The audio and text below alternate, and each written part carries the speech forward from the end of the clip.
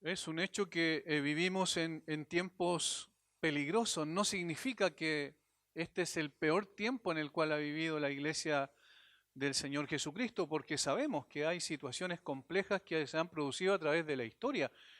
Y esto no viene de la nada, sino que el enemigo ha querido siempre colocar obstáculos en el camino, intentar desvirtuar los planes y los propósitos de Dios, y obviamente a quien ataca va a ser a la iglesia del Señor Jesucristo. Eso lo hemos visto en las Escrituras, lo vemos en la historia de la iglesia, y por tanto lo que venga no es algo extraño.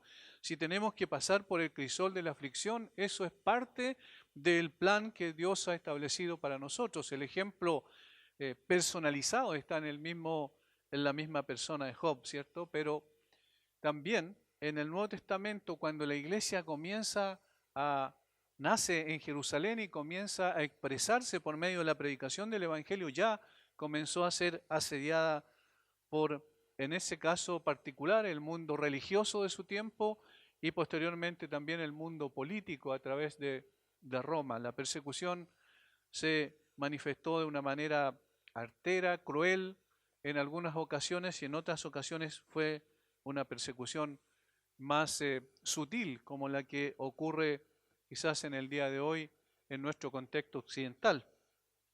Es evidente que vivimos en tiempos peligrosos, no podemos eh, decir que no estamos apercibidos de eso, porque eso lo vemos todos los días a través del avance del secularismo, por ejemplo, que ha inundado el sistema escolar de nuestras naciones e incluso ha llegado a las salas cunas, es decir, esto se ha transmitido, se está transmitiendo, inyectando en el sistema circulatorio de la sociedad, que es el sistema educativo, en las mismas salas cunas. Cada vez se fueron creando más instancias con el propósito de sacar a los niños cuanto antes de sus casas para introducirlos en el sistema educativo y para colocar en ellos el secularismo, el ateísmo. Por medio de este sistema se está transmitiendo ese ateísmo abiertamente, y por eso lo que tenemos en el día de hoy es nada más que la consecuencia de años de sembrar la cizaña en la sociedad. Del mismo modo, las filosofías político-sociales del progresismo, por ejemplo, con todo su séquito de feminismo, animalismo, homosexualismo, ambientalismo, como vimos el otro día en la charla, la teoría crítica de la raza, justicia social y todas sus variantes, todo lo que uno pueda pensar cabe dentro de este concepto que trae consigo el famoso progresismo. Cada una de estas variantes de pensamiento en el mismo contexto viven o conviven en el mismo contexto en el que se mueve la iglesia, y por eso necesitamos estar apercibidos de ello. Cada día los creyentes somos bombardeados por estos sistemas ideológicos que parecen ser indetenibles en un sentido. Por lo que es válido preguntarse entonces, ¿qué debe hacer la iglesia? ¿Cuál es la respuesta que la iglesia tiene que presentar? Y esto siempre va a brotar de las Sagradas Escrituras. La Biblia es la que va a establecer la forma en que debemos enfrentar también este tipo de especie de tsunamis sociopolítico, filosófico, ideológico que viene sobre la iglesia. Necesitamos ir a la palabra de Dios. Y por eso vamos a ir a Hechos capítulo 4, versículos 23 al 31. Hechos capítulo 4, versículos 23 al 31. Esto compartí algo con los hermanos de una iglesia amiga en Santiago hace un tiempo atrás, y la verdad es que cada vez es más evidente que necesitamos saber qué hacer. Muchas veces cuando nosotros planteamos estos temas que tienen que ver con lo contingente, las personas preguntan, ¿y qué tiene que hacer la iglesia? Y ahí hay muchas respuestas que se dan. Por ejemplo, que la iglesia tiene que entrar a la arena política para cambiar las estructuras políticas de poder, y entonces la iglesia puede influir con los principios y valores que las escrituras nos mandan. Eso ya se ha probado a través de los siglos, y se ha probado que eso no es lo que el Señor nos mandó a hacer. La iglesia tiene una función, una identidad y una misión totalmente distinta. De tal manera que cambiando las estructuras sociales no se cambia las cosas en su esencia.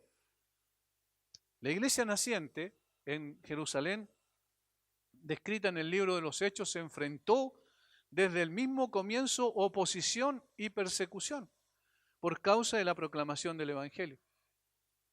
Sus enemigos, al principio provenientes del judaísmo y sus instituciones y posteriormente del Imperio Romano, buscaron afanosamente hacer desaparecer a la iglesia de la faz de la tierra. Primeramente pensaron que era una simple secta que podía ser borrada en cualquier momento, que podía ser destruida en cualquier momento.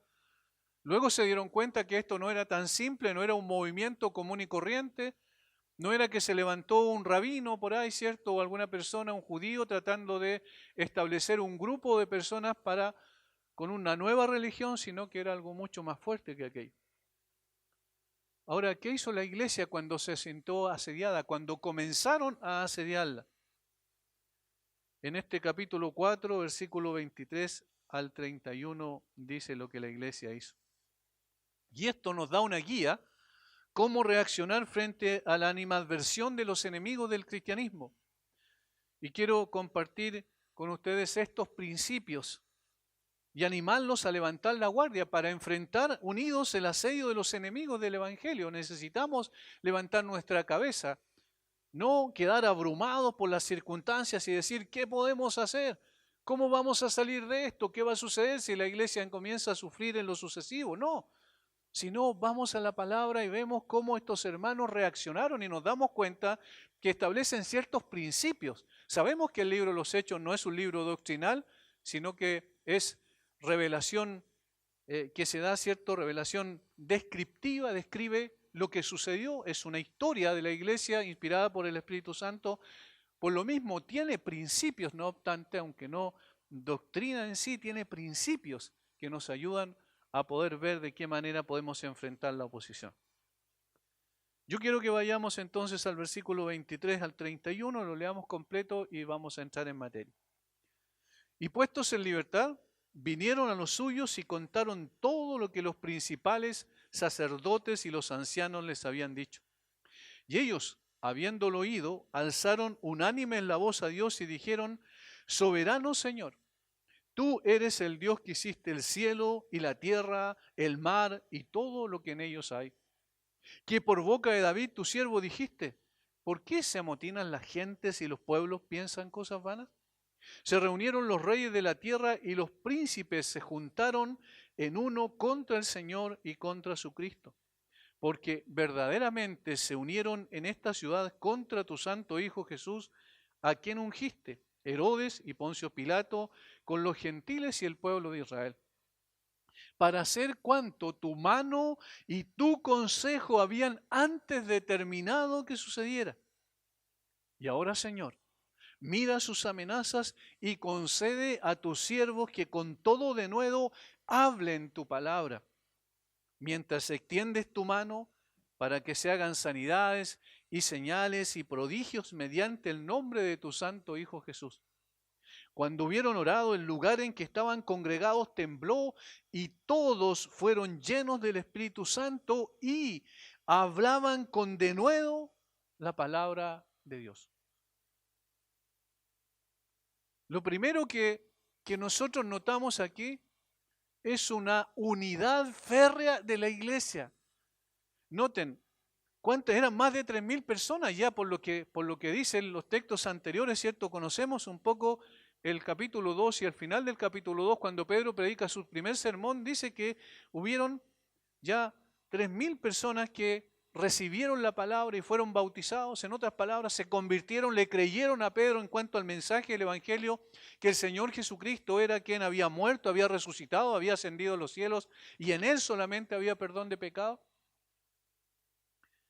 Y entonces ya era un grupo más o menos grande y dice que cuando Pedro y Juan estaban en el concilio y fueron amenazados por el concilio a no hablar más en el nombre del Señor Jesucristo, ese es el contexto, versículo 17 del capítulo 4, sin embargo, para que no se divulgue más entre el pueblo, amenacémosle para que no hablen de aquí en adelante a hombre alguno en este nombre, y aquí obviamente se referían al Señor Jesucristo. Y eso fue lo que hicieron, los amenazaron para que prohibirles que siguieran predicando el Evangelio. Esto puede ser una situación que no esté lejos de nosotros quizás. Ahora, ¿qué hicieron ellos?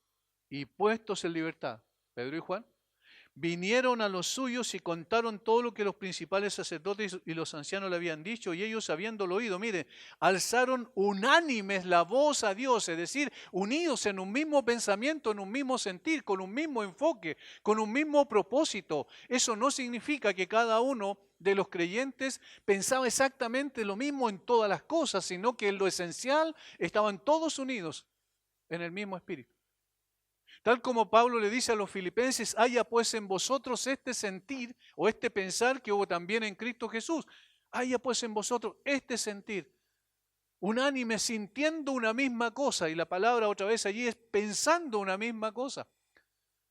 La unidad de la iglesia es la muralla que no van a poder traspasar las ideologías políticas, sociales, de cualquier tipo, las filosofías que quieren destruir la iglesia, no van a poder, porque la unidad de la iglesia es la que va a sostenerse, obviamente, la unidad producida por el Espíritu Santo de Dios. Eso es lo primero que uno puede apreciar en términos generales allí. La unidad de la iglesia es importantísima. Hay otro elemento allí que es esencial. ¿Qué hicieron ellos? Oraron, dice. Oraron. La oración es uno de los instrumentos más poderosos que la Biblia nos ha dejado. El Señor nos ha dejado esa posibilidad de acudir a su presencia cuando nosotros queramos, en cualquier momento, en cualquier instancia. Nos permite también reunirnos como iglesia para juntos elevar nuestra voz al cielo. ¿Por qué? Porque no porque la oración sea poderosa, sino porque aquel a quien oramos es poderoso. Y los discípulos sabían claramente que esto era así. Y por eso ellos no se amedrentaron. Ellos no llegaron temblando al resto del grupo de los creyentes en Jerusalén, diciendo, miren lo que nos está pasando, ¿qué va a ser de nosotros? Ellos no llegaron quejándose, ellos llegaron informando y entonces juntos elevaron su voz a los cielos. La unidad y la oración son esenciales. Hermanos, si no existe unidad, no vamos a poder enfrentar lo que viene. Si nosotros estamos entre nosotros, por ejemplo, peleando por ciertas cosas circunstanciales sin ninguna importancia y trascendencia, por cosas de forma que no quitan ni añaden nada, no vamos a poder enfrentar lo que se viene. Necesitamos unidad y necesitamos oración, más oración y mejor oración. ¿Y por qué digo mejor oración? Porque ahora empiezo a enumerar los puntos ya específicos que son principios que nos ayudan a nosotros. Lo primero que dice el versículo 23, noten una cosa importante, es que la iglesia, este es el principio, debe estar informada de las amenazas que se cienden sobre ella. La iglesia debe estar informada de las amenazas que se cienden sobre ella. Fíjense lo que pasó. Y puestos en libertad, vinieron a los suyos, ¿y qué dice? Y contaron todo lo que los principales sacerdotes y los ancianos les habían dicho. Miren, hermanos, esto es esencial. Vinieron a los suyos y contaron todo lo que los principales sacerdotes y los ancianos les habían dicho. Este era propiamente la primera persecución que se había levantado contra la iglesia desde la resurrección de Cristo. Y como el resto de los discípulos debe haber sabido que Pedro y Juan habían sido encarcelados y que iban a ser interrogados ante el Sanedrín, y sabiendo la mala disposición de los gobernantes hacia sus hermanos, recurrieron a la oración pidiendo por ellos. Esto no es nuevo, esto es nuevo hasta aquí, pero más adelante nosotros lo vemos que hicieron exactamente lo mismo. Hechos capítulo 12 dice lo siguiente, en los primeros versículos, Hechos 12, versículos 1 al 5. Y otra vez vemos el mismo instrumento, la oración, y la vemos donde la iglesia otra vez se reunió para orar por la situación de Pedro. En aquel mismo tiempo el rey Herodes echó mano a algunos de la iglesia para matarles y mató a espada a Jacobo, hermano de Juan. Y viendo que esto había agradado a los judíos, procedió a prender también a Pedro. Eran entonces los días de los panes sin levadura, y habiéndole tomado preso, le puso en la cárcel entregándole a 4 grupos de 4 soldados cada uno para que le custodiasen. Y se proponía sacarle al pueblo después de la Pascua. Así que Pedro estaba custodiado en la cárcel, pero ¿qué hacía la iglesia? Pero la iglesia hacía sin cesar oración a Dios por él. ¿Por qué? Porque es importante orar bien, como dije anteriormente. ¿A qué me estoy refiriendo con eso? Porque obviamente esta oración era informada por las amenazas que que se cernían sobre la iglesia, sobre los hermanos. Pedro y Juan, cuando salieron después de haber sido amenazados, se encontraron a su regreso del concilio y les pidieron a los hermanos o les repitieron el trato que habían tenido con ellos. ¿Y eso qué significaba? Que si así habían comenzado pocos días después de que había venido el Espíritu Santo sobre la iglesia, entonces esto se iba a extender. Y por tanto la amenaza estaba sobre ellos. De tal manera que la iglesia no estaba en una burbuja, sino en un contexto creciente de resentimiento contra ellos, de lo cual no eran ignorantes. En otras palabras, la iglesia estaba informada de los movimientos de los enemigos del Evangelio en todo momento, ¿se dan cuenta? La iglesia no vivía en una burbuja pensando que aquí nadie nos va a tocar, somos distintos, nadie nos toque, nadie se acerque a nosotros. No, la iglesia estaba consciente de que habían personas que estaban levantando cada vez más una odiosidad creciente contra ellos. Esta actitud la podemos ver también en el trasfondo de las cartas apostólicas, es decir, que la iglesia estaba informada de lo que estaba sucediendo alrededor. Muchas veces pensamos que las cartas apostólicas fueron escritas en el vacío. No. Las cartas apostólicas fueron escritas teniendo como trasfondo la situación que se estaba dando en ese momento. Por eso es distinta la carta a los filipenses, por eso es distinta la carta a los colosenses, es distinta la carta a los efesios, porque había un trasfondo que aquel que escribió la carta quiso preparar a la iglesia, advertir a la iglesia, anticipar a la iglesia lo que estaba sucediendo y lo que podía ser un peligro inminente para ella.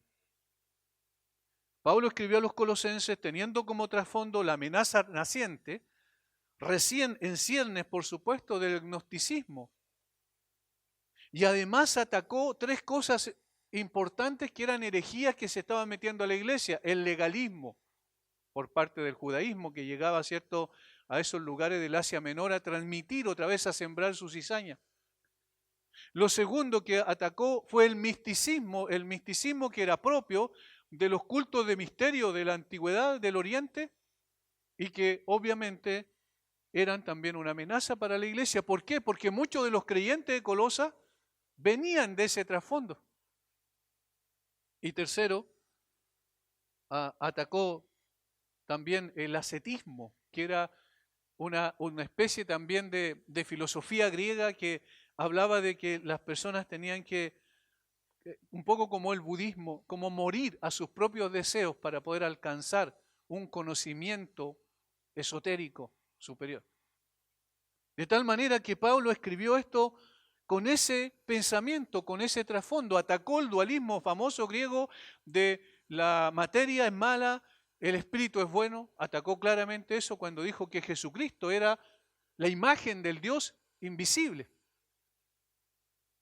De tal forma que, por eso él advierte, recuerdan, en Colosenses 2:8, donde dice que mirad que no os engañéis, que no se han llevado cautivos. ¿Por qué? Por filosofías y huecas sutileza de los hombres conforme a los rudimentos del mundo y no según Cristo. Es decir, el apóstol Pablo estaba consciente de que era necesario hablar a la iglesia, decir cuidado porque viene una amenaza, tienen que tener mucho cuidado y algunas variantes de esa amenaza se están metiendo ya dentro de la iglesia.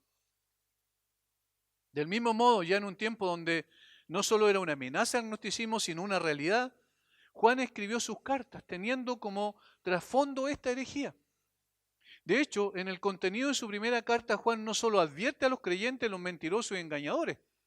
Si ustedes leen después, pueden apuntarlo, leerlo en su casa. Primera de Juan 2:22 y 26. Esos son dos textos que nos hablan de que el apóstol estaba consciente de que habían mentirosos y engañadores entre ellos, es decir, ya se habían infiltrado. De allí la famosa frase, salieron de nosotros porque no eran de nosotros. También Juan refuta los principios del gnosticismo. Y voy a decirlo así rápidamente, 3 principios esenciales del gnosticismo los refuta en su carta. Estas herejes tenían estos 3 principios generales. Primero, la gnosis o el conocimiento. Allí viene la palabra gnosis o gnosticismo, de conocimiento. Ellos decían que había un grupo de iniciados que tenía un conocimiento superior, es decir, el conocimiento de Dios no era para todos, sino para algunos iniciados que tenían un conocimiento místico de Dios y lo hacían por medio de la contemplación y otras cosas, juntaban con cultos mistéricos y con algo de cristianismo. A lo que Juan responde que todos los creyentes, no un grupo de iniciados privilegiados, tiene el Espíritu Santo que les conduce a toda verdad. Por ejemplo, capítulo 2 de Primera de Juan, versículos 20 y 27.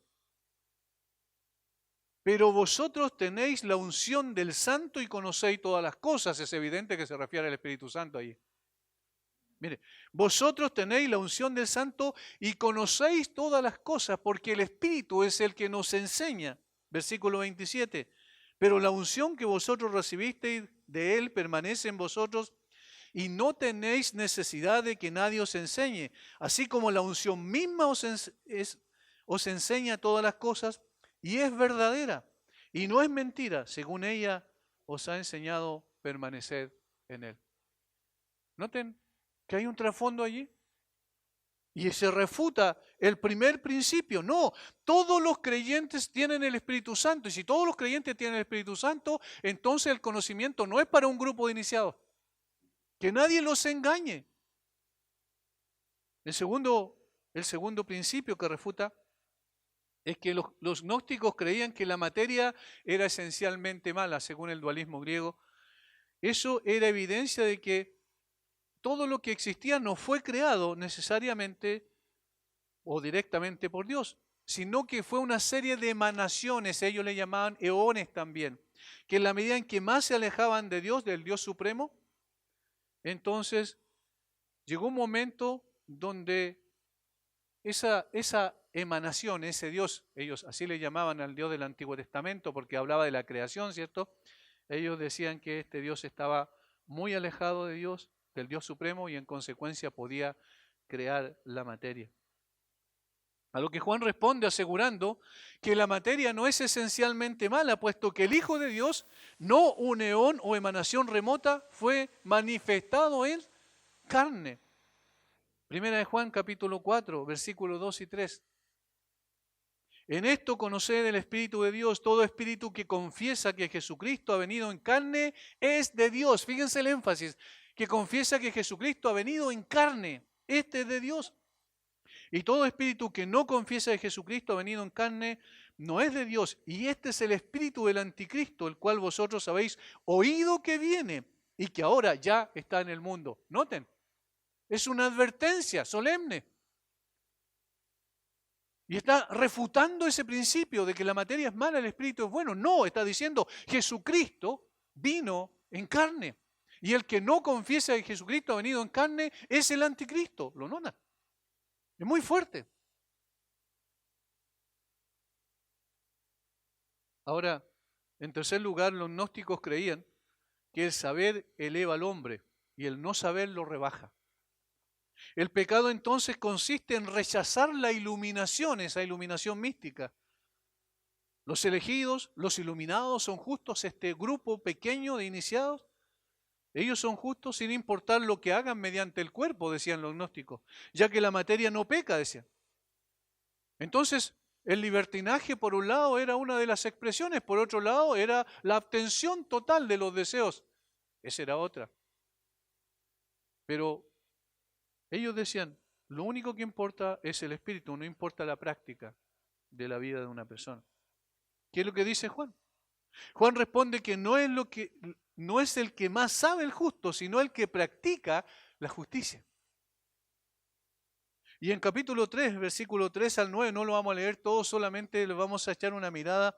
Dice, y todo aquel que tiene esta esperanza en Él, se purifica a sí mismo, así como Él es puro.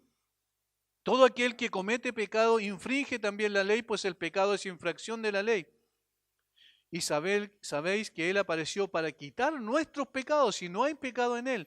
Todo aquel que permanece en Él no peca, todo aquel que peca no le ha visto ni le ha conocido. Y allí el contexto es que practica el pecado, no el que no peca en ningún momento, sino el que practica el pecado.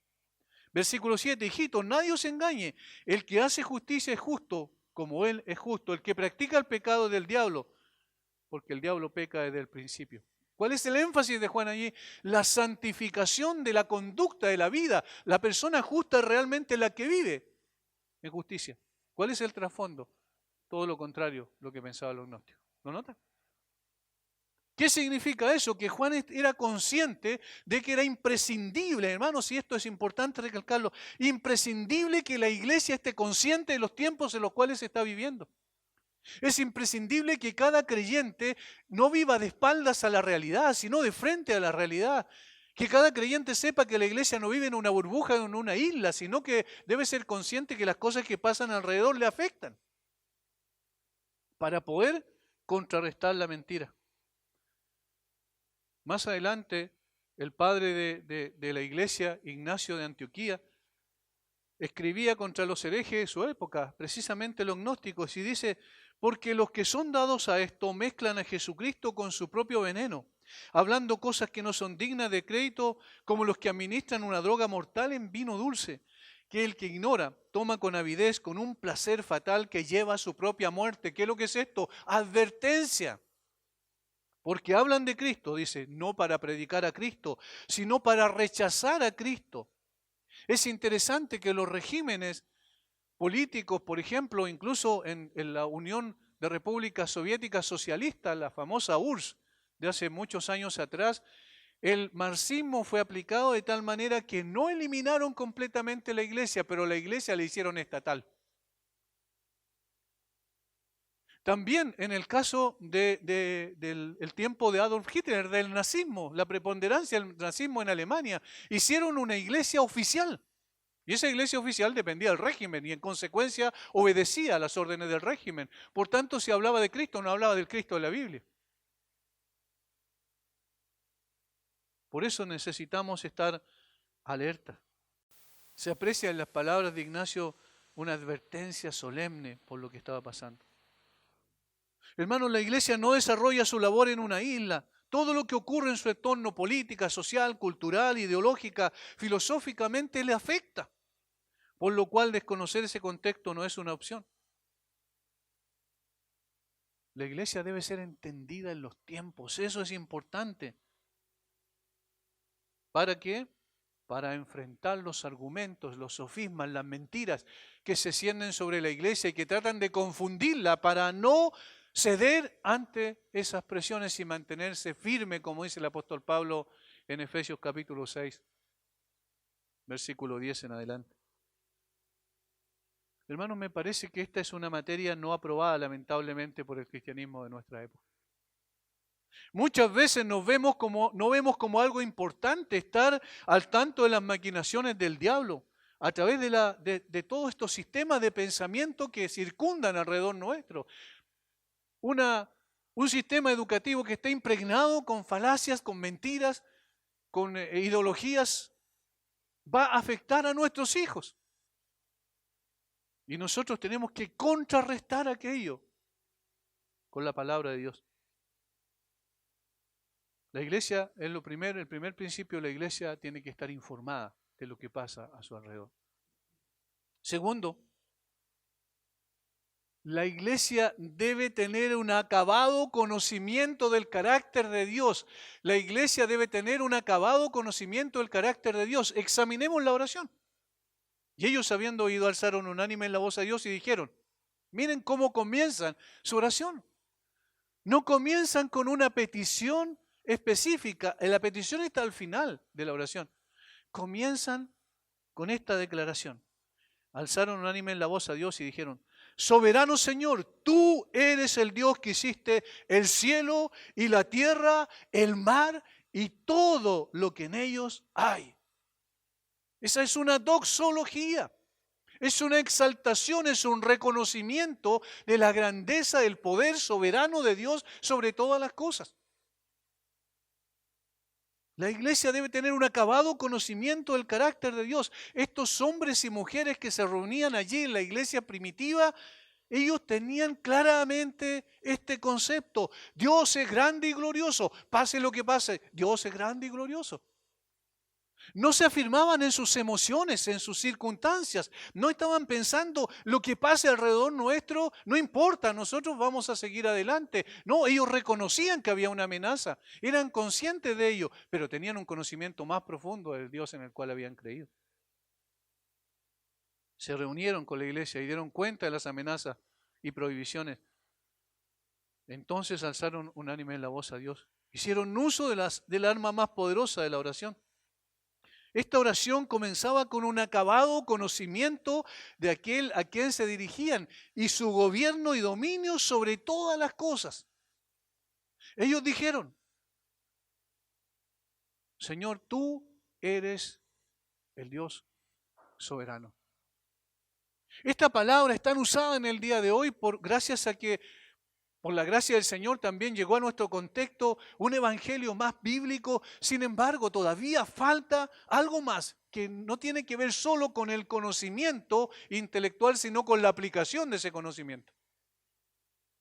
Y estos hermanos estaban aplicando ese conocimiento a través de la oración. Soberano Señor, tú eres el Dios que hiciste el cielo y la tierra, el mar y todo lo que en ellos hay. Las palabras que usaron para dirigirse a Dios enfatizan su autoridad absoluta sobre todas las cosas, su control absoluto sobre todas las cosas. La palabra que allí que se traduce Señor, soberano Señor, no es la misma que se usa normalmente, que es Kyrios en griego y que se utiliza normalmente para hablar del Señor Jesucristo, sino que es la palabra déspota. Y de esta palabra se deriva la misma palabra en español, ¿cierto? Déspota. Y denota lo siguiente: alguien que gobierna sobre los demás, alguien que tiene señorío absoluto sobre los demás. Denota autoridad, energía, absolutismo en el gobierno, es decir, el único rey es el Señor. Esa es la manera de decir. El único que gobierna es el Señor, de tal manera que las amenazas de estas personas religiosas que tienen poder civil y religioso en Israel nunca van a desvirtuar lo que el soberano Señor ha dispuesto. Hay un énfasis significativo en el hecho de que Dios tiene autoridad absoluta sobre todas las cosas. Y hermanos, eso debemos tenerlo claro también en el día de hoy. Ellos no pidieron que el Señor cambiara las circunstancias y no fueran perseguidos. No, ellos dijeron, Señor, no importa porque tú tienes el poder absoluto.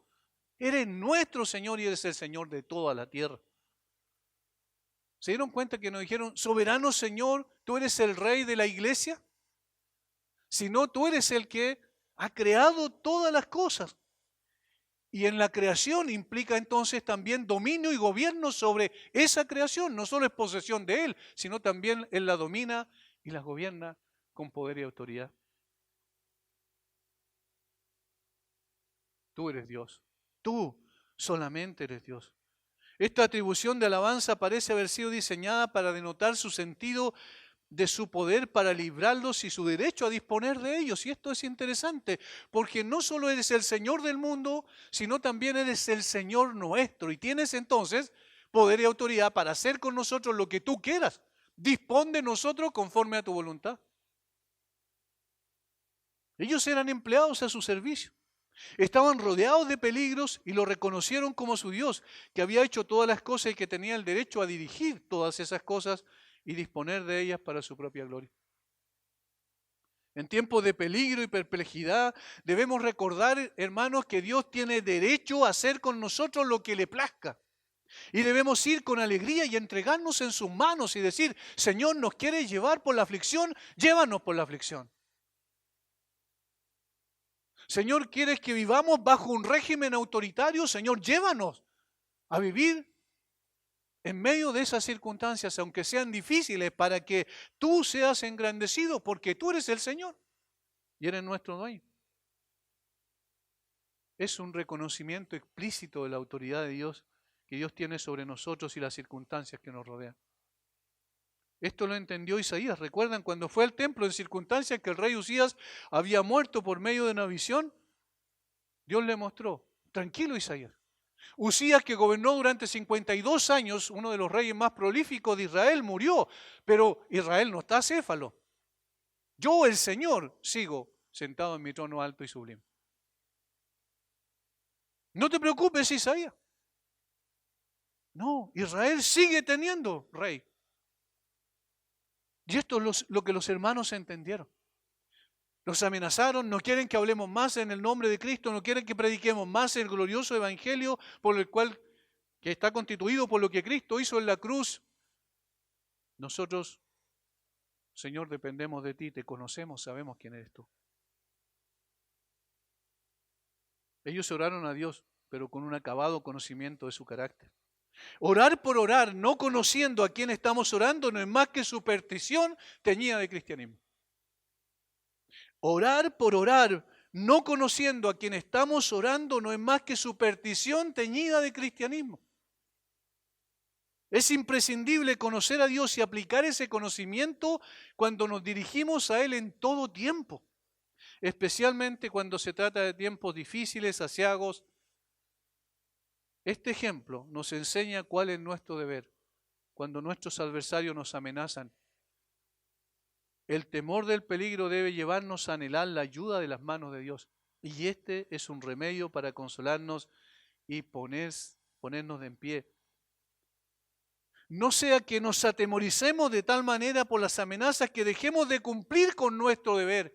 Hermanos, aquí hay una anticipación de esto. No sea que con las amenazas de que vamos a contagiar a otros, de que vamos a morir, con las amenazas que están circundando alrededor nuestro y que cada vez nos oprimen más con todo esto de la pandemia, nos digan, por esa razón, deja de cumplir la labor y la función. Por este tiempo nada más. Es un paréntesis. Hermanos, tenemos que ser cuidadosos, claro que sí. No tenemos que ser irrespetuosos, claro que sí. Pero no tenemos que temer a lo que pueda venir, porque Dios, el soberano Señor, tiene el control sobre todas las cosas. Este conocimiento de Dios es un incentivo adecuado para dirigir nuestras oraciones como es debido. Nuestras preocupaciones las transformamos en oraciones y las llevamos delante de aquel que tiene dominio total, poder, autoridad y gobierna sobre todas las cosas. También sobre los acontecimientos contingentes. Nada es al azar en el universo de Dios. Nada es al azar. De modo tal que la persecución que puede venir sobre la iglesia de nuestros días no debe producir un temor que paraliza a la iglesia y la frena en su misión esencial, sino, muy por el contrario, Dios sigue dirigiendo su creación conforme a su plan y propósito. Y esto nos lleva al tercer principio. Notemos lo que ellos dicen, versículo 25. Que por boca de David, tu siervo, dijiste, ¿por qué se amotinan las gentes y los pueblos piensan cosas vanas? Se reunieron los reyes de la tierra y los príncipes se juntaron en uno contra el Señor y contra su Cristo. Porque verdaderamente se unieron en esta ciudad contra tu santo Hijo Jesús, a quien ungiste Herodes y Poncio Pilato con los gentiles y el pueblo de Israel. Este es el tercer principio. La iglesia debe estar en conocimiento del plan de Dios revelado en su palabra. La iglesia debe estar en conocimiento del plan de Dios revelado en su palabra. ¿Lo notan? Estos hermanos no eran ignorantes, conocían la palabra de Dios, conocían el Antiguo Testamento. ¿Y qué es lo que dijeron? Ah, Señor, ya, ahora entendemos. Esto es el cumplimiento de lo que tú habías dicho en el Salmo 2, y citaron específicamente ese salmo. Un salmo de rebelión, ¿por qué se amotinan las gentes y los pueblos piensan cosas vanas? Se reunieron los reyes de la tierra y los príncipes se juntaron en uno contra el Señor y contra su Cristo. Señor, nosotros sabemos que este es el cumplimiento de lo que tú has dicho. ¿Conocían el plan de Dios? La iglesia no solo debe estar al tanto de las amenazas que se cienden sobre ella, no solo debe tener un acabado conocimiento del carácter de Dios, sino también debe tener un amplio conocimiento escritural del plan de Dios. Eso es lo que nos enseña el texto respecto a la oración de los creyentes. Ellos hacen alusión a la palabra registrada en el Antiguo Testamento, como dije al Salmo 2, que anticipa lo que pasaría con el Señor Jesucristo. Se levantaron contra Dios y contra tu ungido. Pero es significativo. Esto es muy interesante, hermanos. Significativo que ellos interpretaron correcta y pertinentemente la Escritura y la aplicaron también a la situación que están enfrentando. ¿Se dieron cuenta? Esto es lo que tú dijiste, Señor. Y esto es lo que se está cumpliendo. De tal manera que no es extraño. No es extraño, hermanos, si viene una persecución sobre la iglesia, no es extraño, porque Jesucristo dijo, si me aborrecieron a mí, a ustedes también los aborrecerán. Es decir, estos hermanos tenían una conmovisión bíblica, podríamos llamarla así. Una conmovisión bíblica, interpretaron la realidad de su tiempo en función de lo que Dios había revelado en su palabra. Se pusieron los lentes de las Escrituras y entendieron cabalmente qué significaba lo que estaba pasando. Y tenían un sentido correcto de cómo apreciar los acontecimientos contingentes, desde la perspectiva de un plan previamente diseñado y anticipado por Dios, revelado en su palabra. Esta no es un accidente. Esto que está pasando no es accidental. Esto es lo que el Señor ya nos dijo que iba a suceder.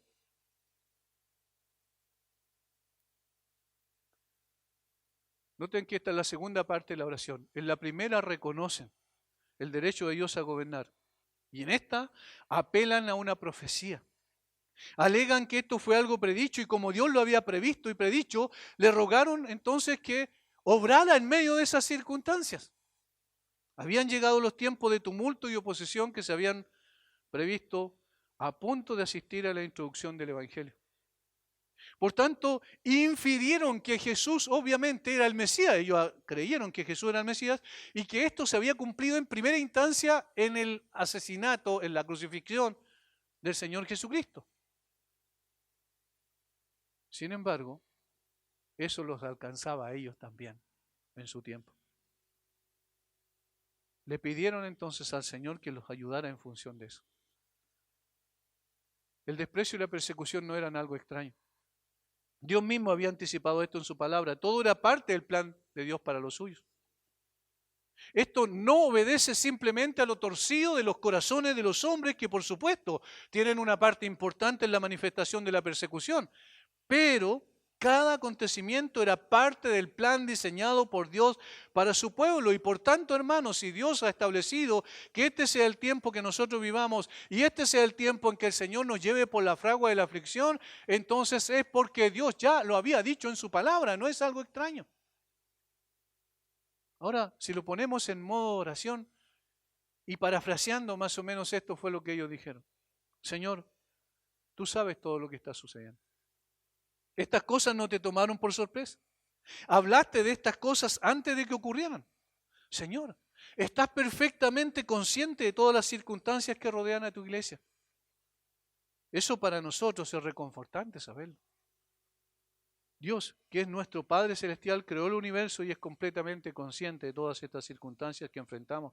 No solo las conoce, sino que el Señor va poniendo cada cosa en su lugar para que su plan y su propósito avancen. Recordemos lo que estamos meditando cada día, el Salmo 33. Echémosle una mirada solamente a algunos versículos para darnos cuenta que esto es así. Y noten el contraste, versículo 10 del Salmo 33 con el versículo 11 del Salmo 33. Y esto es maravilloso porque nos dice, si conocemos el plan y propósito de Dios, entonces no debemos frustrarnos ante las circunstancias.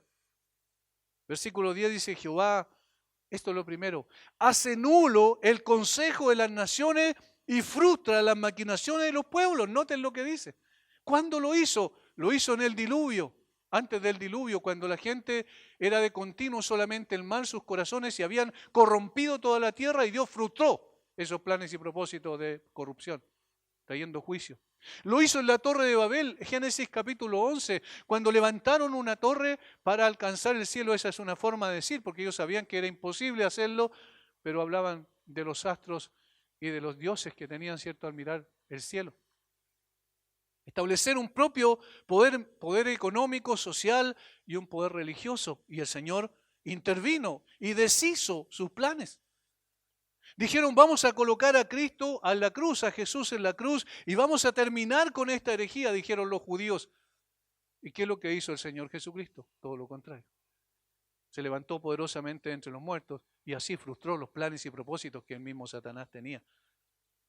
Ahora, en el versículo 11 dice el contraste. Y hermanos, aquí estamos nosotros. Aquí está el pueblo de Dios. El consejo de Jehová permanecerá para siempre. Y esa palabra consejo es la palabra plan. Y también tiene implícita la palabra propósito. O sea, el plan y el propósito del Señor prevalecerá. Eso es lo que está diciendo. Y entonces, si nos persiguen, el plan y el propósito del Señor prevalecerá. Los pensamientos de su corazón por todas las generaciones, las intenciones de su corazón por todas las generaciones. Estos hermanos sabían que era así. Sucedió tal cual, Señor, como tú lo habías establecido. Qué maravilloso. Qué preciosa verdad, qué ánimo infunde al corazón de los creyentes en el día de hoy y en todos los tiempos de la iglesia.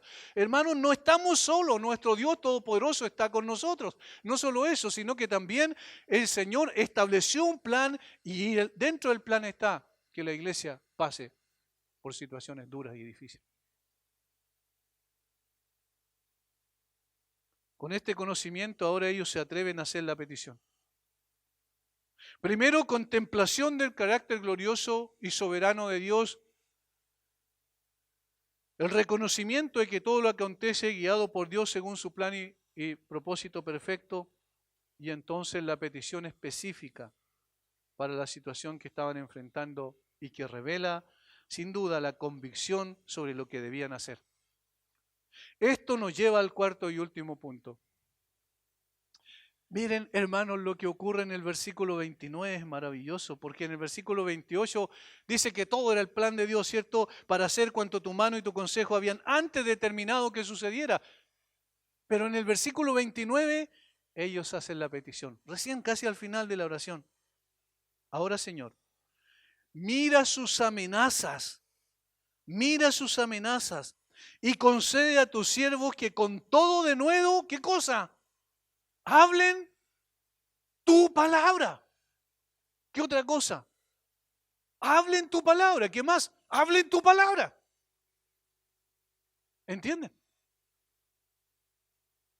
¿Para qué el Señor puso a la iglesia? ¿Para qué eligió a 12 hombres? ¿Para qué los preparó y los capacitó? Para anunciar su palabra.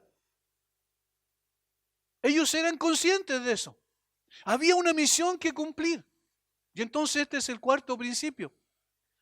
La iglesia debe estar convencida bíblicamente de la misión que Dios le ordenó realizar. La iglesia debe estar convencida bíblicamente de la misión que Dios le ordenó realizar. Y esto es muy importante, la palabra convicción debe estar convencida. Para no desviarse del camino. La iglesia no fue establecida en la tierra para entretener a las personas. La iglesia no fue establecida en la tierra para atender situaciones circunstanciales y puntuales de la gente. La iglesia fue establecida para llevar el evangelio de Jesucristo. Dijo el apóstol Pablo, somos embajadores en nombre de Cristo, os rogamos en nombre de Cristo, reconciliados con Dios. Ese es el mensaje y ese es el papel fundamental de la iglesia. Noten que la petición no tiene que ver con ellos mismos. Notan lo interesante, nos dice, Señor, mira cómo nos amenazan, pobre de nosotros, Señor, somos víctimas de las circunstancias. Señor, líbranos de manos de hombres malos. No dice eso, ¿verdad? Ellos no comenzaron a llorar y dijeron, ¿qué va a pasar con nosotros, con nuestras familias, con nuestros hijos, con nuestras esposas? ¿Qué va a pasar con ellos, Señor? No, esa no fue la petición. No, sino tiene que ver con la tarea que Dios les encomendó. Ahora Señor, mira sus amenazas y aquí está la petición. Concede a tus siervos que con todo de nuevo hablen tu palabra. ¿Y qué se les había prohibido? Que no hablaran más en el nombre de Cristo. ¿Qué es lo que pidieron ellos? Señor, danos libertad, confianza, valentía. Esta palabra de nuevo implica todo eso para seguir predicando tu palabra. Esa es convicción. Esa es convicción. Ellos sabían por qué y para qué existían como iglesia. No para cambiar las normas sociales, no. Ni para imponer un régimen político determinado, no. Sino para predicar la palabra de Dios en medio de una generación maligna y perversa, resplandecer como luminares por la proclamación de la verdad del Evangelio. ¿Qué dice más adelante el apóstol Pablo? Que en la iglesia columna y baluarte de la verdad. Y entonces para eso estamos, para predicar la verdad. Y nadie nos va a callar, nadie. Esa es convicción. ¿Por qué? Porque esa misma palabra tiene poder en sí misma para dar vida a los muertos y santificar a los creyentes. Imitando a Jesús, ellos estaban decididos a seguir predicando la verdad en medio de las amenazas que luego se transformaron en azotes y luego en asesinato, como bien sabemos en el proceso con la muerte de Esteban. Sin embargo, nada les hizo retroceder. Muy por el contrario, siguieron adelante hasta cumplir con la misión que le había sido encomendada. Cuando los encarcelaron y llevaron ante el concilio, ellos respondieron a las amenazas con un claro, categórico: es necesario obedecer a Dios antes que a los hombres. Hechos 5:29. Hermanos, es necesario obedecer a Dios antes que a los hombres. Esa palabra sigue vigente porque debe ser la convicción de la iglesia. Sin temor. Es significativo que la iglesia no pidió al Señor que parara la persecución cuando estaban haciendo. No, no, no. No, ellos dijeron, Señor, no permitas que nos... No dijeron, Señor, protégenos de todo esto. No permitas que nos amenazan, encarcelen o nos condenen. No, ellos dijeron, conceda a tus siervos que con todo de nuevo hablen tu palabra. Hermano, la misión nuestra es llevar el Evangelio. La misión nuestra es seguir predicando la verdad en medio de un mundo de mentiras. La misión nuestra es no cambiar nuestra visión, nuestro enfoque central. ¿Recuerda lo que hizo el Señor Jesucristo? Es necesario que vaya a otros lugares. ¿Para qué? Para que predique también allí el Evangelio del Reino. Es necesario que haya aflicción para que sigamos predicando el Evangelio del Reino. En un sentido, la iglesia y el creyente tienen que ser, y permítame esta ilustración, esta comparación, como la bolsa de té que cuando recibe el agua caliente, en lugar de destruirse, lo que hace es exhalar el aroma y toda el agua que cayó allí en ese recipiente toma el color de la bolsa de té. Es decir, entre más aflicción tenga la iglesia, más debe avanzar en la proclamación del Evangelio para que la semilla del Evangelio caiga en más corazones y pueda fructificar más. ¿Saben cuál es la iglesia que más crece en el mundo? La iglesia china. ¿Y cuál es una de las iglesias más perseguidas en el mundo? La iglesia de China. Es la iglesia subterránea. Es la iglesia que sigue predicando, proclamando el Evangelio y más y más y más personas se han convertido. De hecho, la iglesia más grande del mundo, claro, también por la cantidad, pero no solo por eso, sino por la cualidad está creciendo. Más que nunca. ¿Por qué? Porque la persecución hace eso. Sacude el árbol de la iglesia y entonces la semilla se esparce por muchos lugares. Ahora, permítame una aplicación. nosotros decimos, maravilloso. No podemos dejar de decir lo que hemos visto y oído, dijeron los apóstoles. Nosotros vamos a obedecer a Dios antes que a los hombres. Maravilloso. Cuánta fe, decimos nosotros. Qué gran testimonio de fidelidad a Cristo. Pero, ¿cómo respondemos a eso? Nosotros en términos prácticos. Cuando muchas veces no somos ni siquiera capaces de dejar nuestros quehaceres por una hora solamente y concentrarnos ahora que no podemos reunirnos en términos normales y naturales. No somos capaces de dejar ni siquiera una hora y concentrarnos para escuchar la palabra de Dios y decimos nosotros no vamos a dejar de decir lo que hemos visto y oído. ¿Estás seguro de eso? ¿De verdad? Si no somos capaces de algo tan simple y tan sencillo de hacer, si no crece nuestra hambre por la palabra, si no nos sacudimos, si no nos estremecemos con la palabra de Dios, si no respondemos con obediencia continua a las Escrituras, ¿qué va a pasar cuando venga la persecución? Si estamos en condiciones de paz, todavía.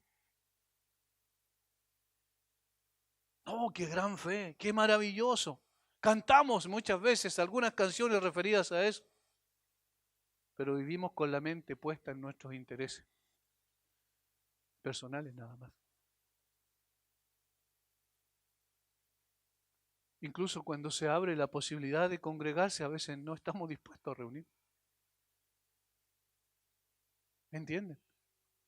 Hay una diferencia notable entre escuchar algo, entre conocer algo y vivir eso. Y lo que nos está pidiendo aquí en los principios que mencionan las Escrituras es no solo tienes que estar consciente de qué es lo que amenaza a la iglesia, no solo tienes que estar en conocimiento del carácter profundo de Dios, no solo tienes que estar apercibido del plan de Dios a través de las Escrituras, sino que tienes que ser consecuente con eso, reacciona y sigue predicando la palabra.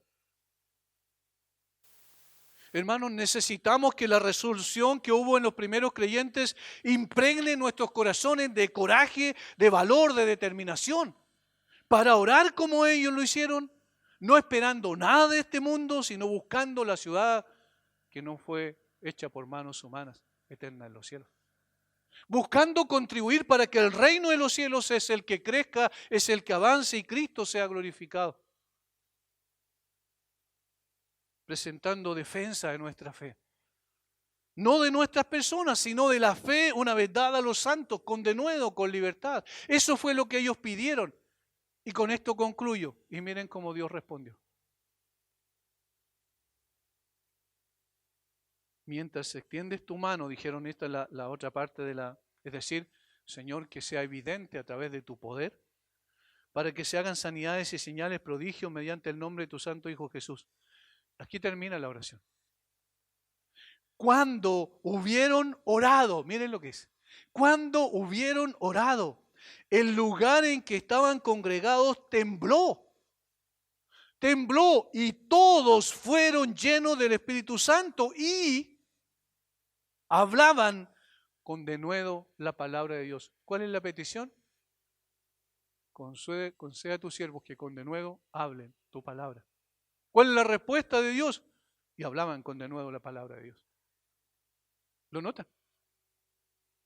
La petición fue correcta, por eso decía que hay que orar bien.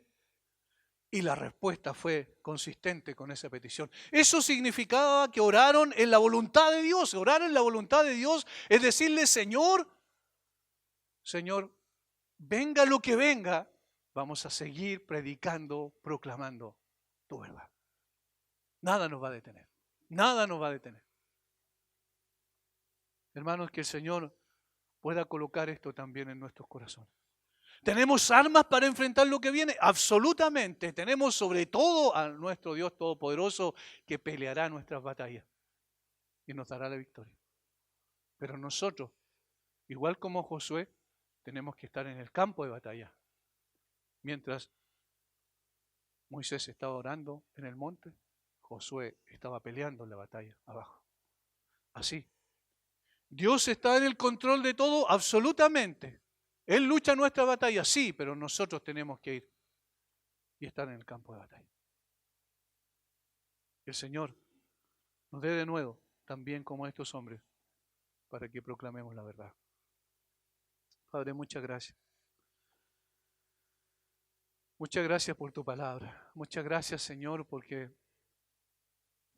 podemos vivir confiados en lo que tú eres y en lo que tú estás haciendo y en lo que tú harás. Tu plan es perfecto. Y nadie, absolutamente nadie, va a impedir que tu plan se lleve a cabo y se ejecute en perfección. Señor, somos tu iglesia. Tú eres nuestro Señor. Somos tus hijos, eres nuestro Padre. Somos tus siervos, tú eres nuestro Señor. Haz con nosotros como tú quieras. Solo te pedimos una cosa, que ya la has respondido, Señor, pero para nosotros es bueno volver a escucharla. Te pedimos que tú estés con nosotros. Y eso es suficiente. Y que nos des de nuevo para seguir predicando tu palabra. Bendice a mis hermanos. Oramos en el nombre de Jesús. Amén.